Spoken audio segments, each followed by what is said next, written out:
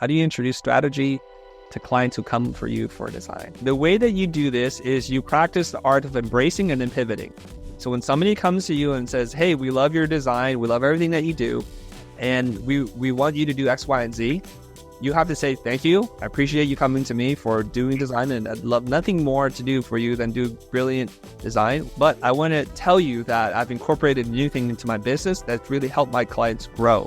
Are you curious about this? They're like, yeah, of course they are. So this is when you start to ask them a few of those scaffolding questions about who their users are to try to understand a problem worth solving.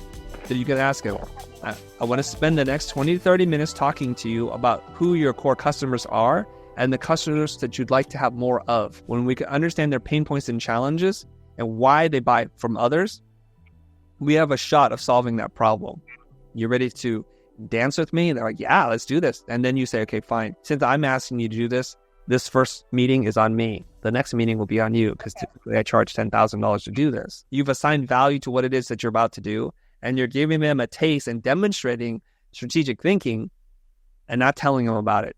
So this is where I say show, not talk about, like just do it. Okay? So you do a quick profile, like tell me about your revenue streams. Tell me what they represent to you and where we should be focusing your energy, because I find that I don't need for you to tell me where the bullseye is. Just tell me which wall it's on. I'm reading Seth's new book, and at first I didn't like it. I gotta be honest with you, I didn't like it because I thought, God, this is like a collection of a bunch of essays he's written, and he doesn't respect my time and intelligence. I'm reading This Is Marketing, and I gotta tell you, this is really freaking good. I've reread half the book 3 times already. At some point, I'm gonna highlight every word that's in the book, and I think, that's not note-taking, Chris. That's just trying to highlight the whole book. I'll tell you why I like it and why I didn't like it at the beginning. Because it felt like Seth was repeating things over and over again, which made the experience very disjointed to me. However, it's not like that. It's like he's really trying to explain something to you that most people probably just don't believe. He's probably used to talking like this because they're resisting change. So let me tell you a couple of key ideas in this book. He says that our understanding of marketing needs to be redefined, that advertising and marketing are not the same things anymore. Advertising is about noise, it's about mass audience, mass appeal, mass consumption. And his marketing is really the generous act of helping others. So he said advertising is I have a key and I look for a lock. He said marketing is looking for locks and inventing or fashioning a key to solve their problem.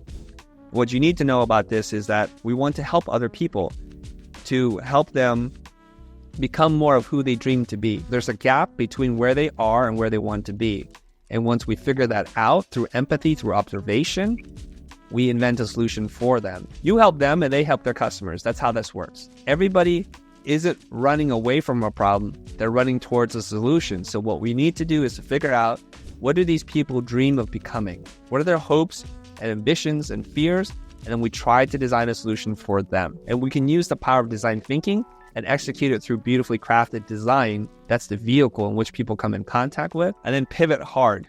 It's like, I got this other thing that I think could really help you. Do you want to do it? I'd like to add one thing to that, Chris, that I learned from you. It's when a client, you can offer strategy as a value add. So like I have a hard time, I'm a web developer. People come to me, they want web development. It's really hard for me to sell the strategy, mostly because I don't sell strategy. So I feel kind of I don't really feel very confident to sell them that. But I learned from you that I can offer strategy as a value add, get them start to get used to doing the strategy. And then the next time I'll be able to sell it because I'll be confident about offering the strategy. I'll get to see their face light up when I share these insights with them. And then I can, on the next time or the third time or whatever, I can just sell it instead of offering it as value add. Here's one thing I wish for all of you. Anthony, thank you for chiming in. This is what I want you to understand. This is very powerful stuff, so get your mind ready for this. I want you to move away from the thing that you make as what defines you. I want you all to sell clarity of thinking and communication. And just by the way, we make websites. Just by the way, I do branding. That's what you want to do. You want to solve the client's problem, so you need to get clarity. What is the problem that's worth solving? Aligning the key stakeholders, the decision makers, if you will, that this is the problem worth solving. And 80% of the work has been done at that point.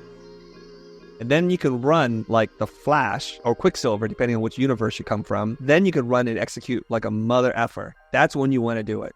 Too many of us position ourselves around the things that we do. So then we're stuck competing against other makers. And that's where you're going to get slaughtered, because the only thing that differentiates you from somebody else in the client side now is price. But here's the cool part. Nobody thinks like you. So when you put you in your brand, there is no competition, and then you can just raise your rates. So Anthony, I want you to start doing that. What you're talking about is scaffolding. You're bridging yourself to the next evolution of who you're going to be and the kind of work that you do. So I'm all for you doing it for free or value add the first time, so you can build up the confidence and you can have practice. But I would say within 2 or 3 iterations of that, time to charge for it all. And be prepared to get a lot of no's, because that's what happens when you change. It means that the no is an affirmation that you've changed. Therefore, the people that you talk to have to change as well. Very rarely do the people you work with today will follow you along this journey of becoming the new you. They want to hold on to the old you. They have different sets of values. So the person who made the purchasing decision to hire the old you is stuck in that world. So eventually, I'm sorry to say this, but you don't have time for them anymore. You have to move on to people who have a more expansive definition of who you are and who you can be. When you find those people, love them, take care of them, give them amazing customer service, because you can go very far with these people.